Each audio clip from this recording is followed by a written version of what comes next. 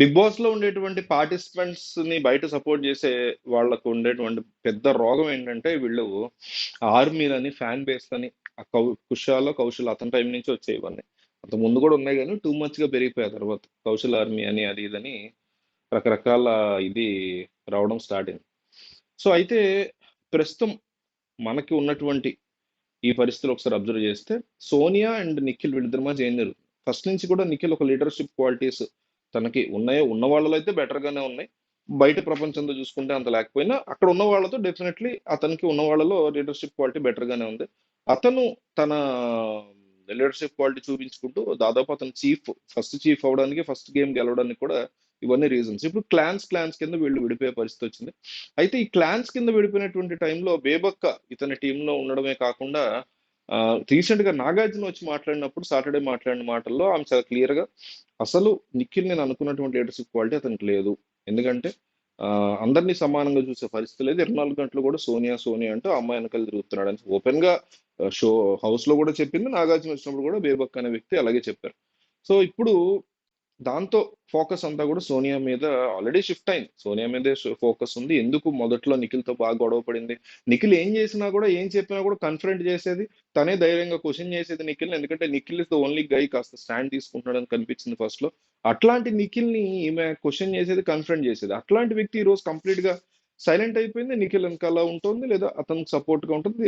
ఇప్పుడు అతని టీంలోనే ఉంది కాబట్టి ఇక వాళ్ళిద్దరి మధ్య క్లోజ్నెస్ కూడా పెరుగుతుంది. అయితే ఈ నిఖిల్ ఎవరైతే ఉన్నారో, ఇతని సపోర్టర్స్ ఎవరైతే ఉంటారో బయట నిఖిల్ ఆర్మీ అని, నిఖిల్ ఫ్యాన్ బేస్ అని, నిఖిల్ వారియర్స్ అని ఎవరికి వాళ్ళు ఫ్యాన్ బేస్ లో పెట్టినారు. పృథ్వీ వాళ్ళు ఏదో పెట్టారు, ఆ దిల్లా అని ఎవరో నబిల్ వాళ్ళు పెట్టారు, అబ్బాయి రిలేటెడ్ వాళ్ళు ఎవరో పెట్టారు. బయట ఇన్స్టాగ్రామ్ లో ట్విట్టర్ లో గొడవలు అయితే నడుస్తున్నాయి. వీళ్ళలో నిఖిల్ సపోర్ట్ చేసే మాక్సిమం పీపుల్ ఏమంటారంటే నిఖిల్ యొక్క లీడర్షిప్ క్వాలిటీ చూసి అతను డెఫినెట్లీ విన్నర్ అవుతాడో లేదో కానీ అతను కాస్త బెనిఫిషియల్ ఫ్యాక్టర్ లాగా కనిపిస్తున్నాడు. కమింగ్ డేస్ కి అతని మీద ఓటింగ్ అనేది నెగిటివ్ గా పడే అవకాశం లేదు. అందువల్ల ఇప్పటి నుంచే నిఖిల్ తో కాస్త బెటర్ గా ఉంటే, ఆల్రెడీ విన్నర్ ఎవరైతే ఉన్నారో కనిపిస్తున్నారో కళ్ళకి కాస్త బెటర్ పెర్ఫార్మర్ లాగా కనిపిస్తున్నాడు.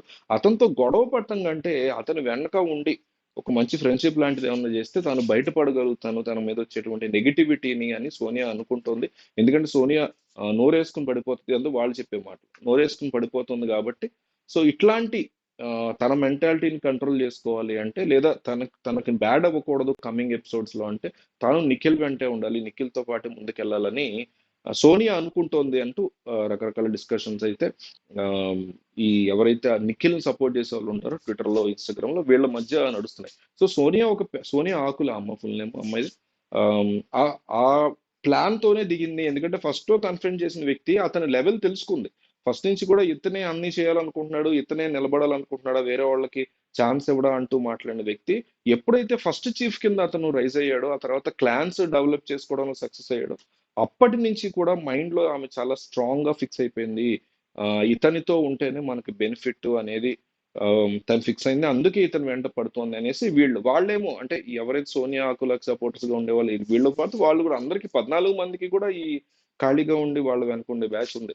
మాట్లాడుతూ వాళ్ళ గురించి చేస్తే బ్యాచ్ ట్విట్టర్ లో, ఇన్స్టాగ్రామ్ లో ఉంది. వాళ్ళు ఏమంటున్నారంటే లేదు ఆ ఉద్దేశంతో లేదు, సోనియా వేరే ఉద్దేశంతో ఉంది, అతను చాలా పాజిటివ్ కంటెస్టెంట్ అనే ఉద్దేశంతోనే ఉంది. అండ్ నిఖిల్ కూడా ఈమె వెంట ఎక్కువ పడుతున్నాడు. బయటకు వచ్చినప్పుడు కూడా నువ్వు ఎందుకు డల్గా ఉన్నావు అది ఇదని మాట్లాడుతున్నాడు తప్ప సో నెగిటివ్ గా తీసుకోవడానికి లేదు. సోనియా వేసేటువంటి ఏ స్టెప్ కూడా చాలా క్లెవర్ గా ఆడుతోంది. ఎంత తోపునైనా నేను కన్ఫరెన్స్ చేయగలను ఆల్రెడీ ఇప్పటికే ప్రూవ్ చేసుకుంది అనేసి ఇది వాళ్ళ వెర్షన్ అనమాట. సో బిగ్ బాస్ చూసే వాళ్ళు ఎవరన్నా ఉంటే అసలు మీకేమనిపించింది వీళ్ళ